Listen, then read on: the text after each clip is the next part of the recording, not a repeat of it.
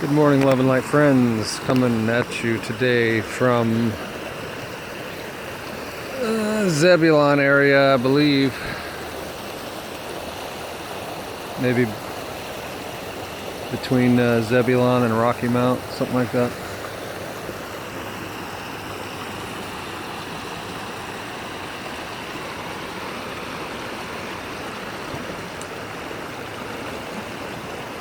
I don't really know what the hell I'm going to talk about today, but I tell you what's on my mind. Because I have the unique perspective that I haven't watched TV or ingested mainstream anything in many years. Haven't listened to the radio. Haven't turned on the TV, haven't tuned into the news. I basically, almost you could say, took a Nazarite vow not to not cut my hair, but to not ingest in mainstream media. Not to be mind controlled. Alright, but I'm in a situation where I have to be around it sometimes. And when I'm around it, I immediately notice just how mind controlling it is. And see, I don't think people that tune into it regularly or are still under the mindset that somehow they're getting informed in some sort of a significant way, they would never pick up on the subtleties that I tune right into.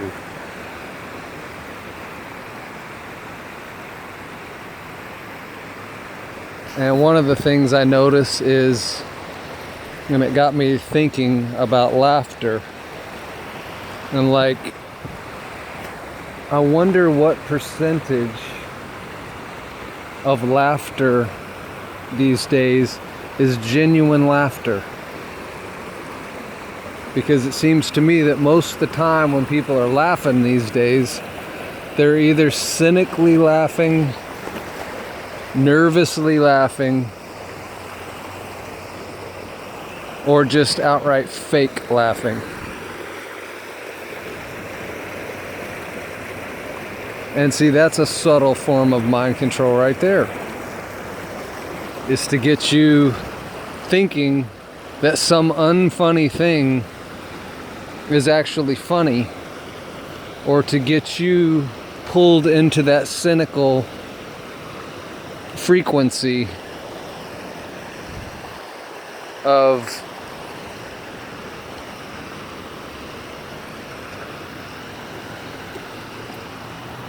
laughing about things that are really not funny.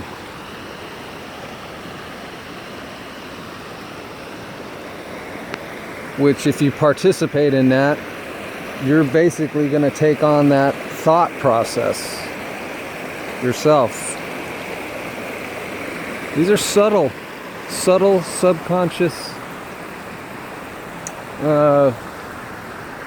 Most of these people are not intelligent enough to realize what they're even doing. Like, I'm talking about like the propagators of the mind control. Most of the people they have propagating the mind control, like mainstream newscasters, well, they probably know what they're doing. They probably realize, hey, we get paid a lot of money to try to steer these people into our polarized projection. And so we justify it by just saying, well, we got to earn a paycheck. And so fuck their fellow humanity. They could give a damn less about that. They're just earning their paycheck. So it's okay if they are manipulative and completely deceitful in everything they say.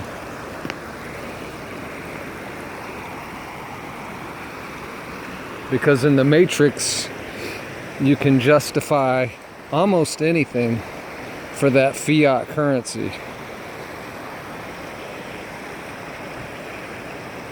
Almost anything is justifiable in the mind of the one doing it, whatever it is. I'm sure the people trafficking humans and trafficking hardcore drugs to their fellow brothers and sisters they have got it justified in their minds as well. But you're kidding yourself. Or they're kidding themselves. They're kidding themselves if they think karma, if they're not racking up karma for themselves.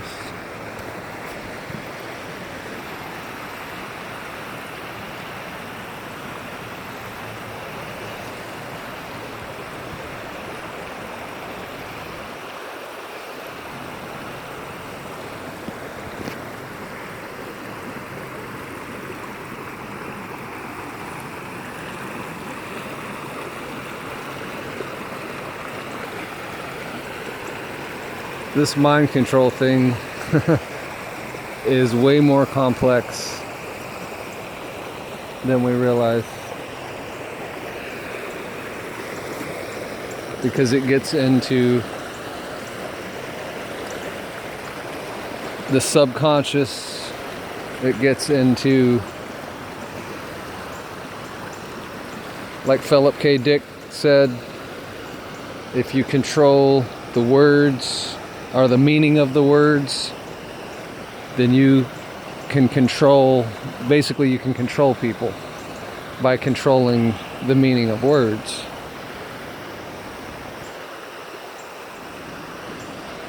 And if you listen to mainstream radio, you hear right away on some channels that they are just dead set on keeping racism alive, keeping that in the conscious mind. And so what they're really asking people to do is, hey, join us in continuing to believe that racism is a huge problem, and thus it will become a self-fulfilling prophecy. You people will project that into the reality, thus co-creating it. And then when something happens, you can point and say, see. But see, what they'll never do is take responsibility for their part in co-creating it. That's where the true mind tweak happens. And again, it's through the use of the meaning of words, subtle manipulations, laughing at things that are not really to be laughed about. All of this plays together in the psychology of one who is sitting in front of a device that's transmitting a frequency to your brain, and you would just never ever get it. That somebody like me would come and say, hey man, you are being mind controlled. You really are not awake. You really are not tuned in or tapped into your higher self. They would there's no way they would ever resonate with that. So it is the equivalent of a human talking to a robot about emotions. The robot has no way of relating to emotions, or a cyborg. And these poor humans have become robots and or cyborgs in that sense. They're completely mind controlled. I wish there was a way I could say it that would just be so clear, so obvious, so right on the money, that my simple little video walking by the creek would go viral and people would be like, ah, dang it, we need to break away from being controlled this way. We need to get out in nature and actually do some meditation. We need to turn off the devices that are transmitting the frequencies and the EMF signals constantly bombarding our bodies, activating the heavy metals and the toxins. And all of this plays together to put you in a particular frequency or not allow you to expand up your frequency, thus holding you at that base level human state, human condition of devolvement instead of evolvement. And they do this in multiple ways throughout time. It just changes with the time. That's all that happens. Like we're coming out of the religious program that does the very same thing I'm talking about, only they do it by getting you to think that their deity, that their interpretation of God is real, and that you've been separated from God, and that now you're completely lost, helpless, hopeless. But if you will accept their interpretation of God, then you can put the pieces back together again. And so you submit to the system of thinking. That system of thinking. Well, that system of thinking is still happening. And as we're coming out of religion, now we're moving into whatever the next form of this twisted way of controlling people through the subconscious, whatever it metamorphosizes into next. And you've got it happening on the political spectrum. Everything. They've got so many people taking pharmaceuticals now.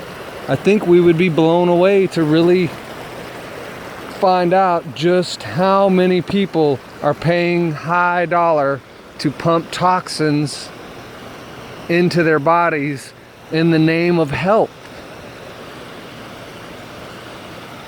And you're going to tell me we're not dealing with a mind control epidemic? How do you pump toxins into bodies of sick people in the name of health and charge them exorbitant amounts of money to do it? And then justify it by saying, well, they're feeling no pain, so that's good enough. And you see that all of this comes about when you are pulled basically out of yourself. You are disconnected, disassociated from your true self, and then you have trust and faith and hope in all of this external nonsense. And again, it's through the control of the meaning of words that they've allowed themselves, whoever's done this, all the people participating in their own demise, in their own downfall, in their own lack of vitality, and their own inability to discern something simple like flipping on a radio and immediately realizing that the frequency hitting your brain is not good for you, not healthy, but just like a zombie will sit there and allow the equivalent of filth to be projected into your brain, into your mind, into your subconscious, into your being. And you never lift a finger to help your own starving, dying, shriveled spirit.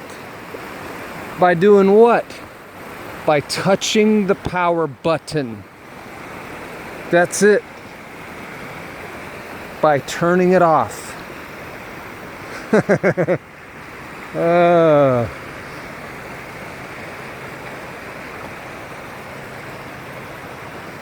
It just it kills me, man. It kills me to see it happening everywhere you look. With people that are otherwise good people. I mean, I think, I'm one of these optimistic people that thinks everybody's pretty much generally good. Everybody's trying to, except for the sociopaths and psychopaths, everybody's trying to live and let live and whatever. But even they, even us, even we, whoever they are, have been lulled. And don't think that fluoride in the water is not part of what has lulled everybody into inaction. And when I say inaction, I mean the inability to help your own self be psychologically healthy. Not just physical health. Psychologically healthy. There are very few psychologically healthy people in the reality because it's continuous trauma. It's continuous insulting of your intelligence. It's a continuous repeating of the same stupid nonsense through the use of words that they have somehow gotten control of the meaning of them.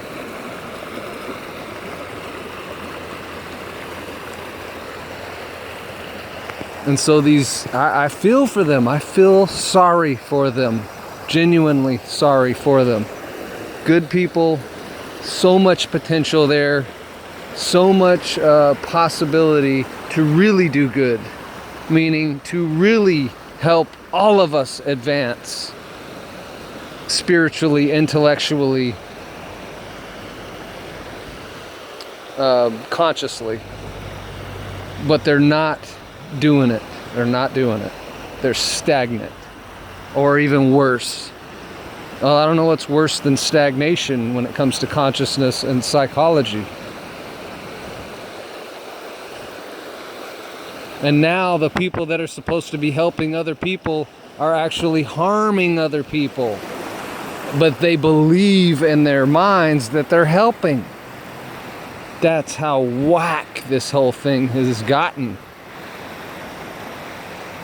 So now the very system that has created its system of help for people that are in need of help go to it and they get harmed, not helped. And so somebody like me is compelled to make a video, at least put this into the collective consciousness, whether anybody watches this, likes it, believes it, knows it, or not. We have to take action. You have to take action. And the taking action doesn't mean necessarily taking to the street. It means taking possession, repossessing your own intellect, your own psychology, your own health. You have the ability and skill and wisdom to conduct yourself in the healthiest way possible, because Mother Earth has provided everything you need to do that, minus everything the controllers are doing to try to stifle even that. So the taking of action has to start within you, within the individual person, each person. Because, and I think I've said this before, you're never going to heal the outside world, you're never going to heal others if you yourself cannot find the healing. And if you might be totally physically healthy and think, well, I don't need healing, so I don't relate to that. But I'm telling you, psychologically, we've all been traumatized over and over and over, and this continues. Now we've got videotapes, now we've got footage, now we've got all the reminders. So if you forgot about some disgusting, horrible thing that you knew about or saw that humans do to other humans or animals or the earth, you can be reminded of it just in the flash of pushing the wrong play button. And again, and you're traumatized yet again.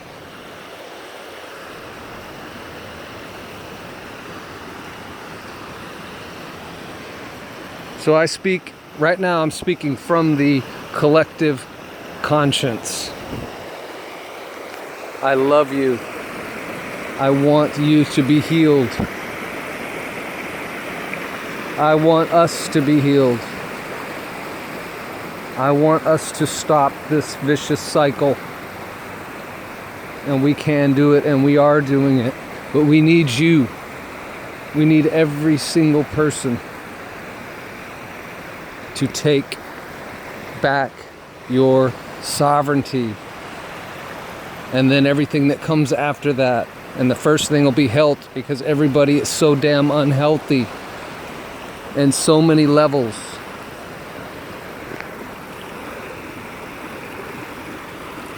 So if the Christians or if the religious people can say, hey, God loves you, God loves you, I'm here to tell you God loves you, as though they can speak for God, then I'm going to speak for your own higher self, your own spirit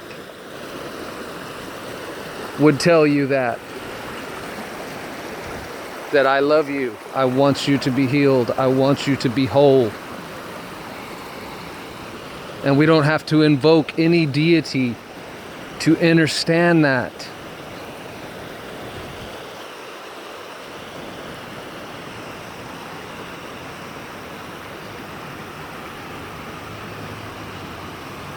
I hope this doesn't sound like a rant and a ramble. Like I say, I get to where I'm going, I turn on the button, I push the button, and it just happens.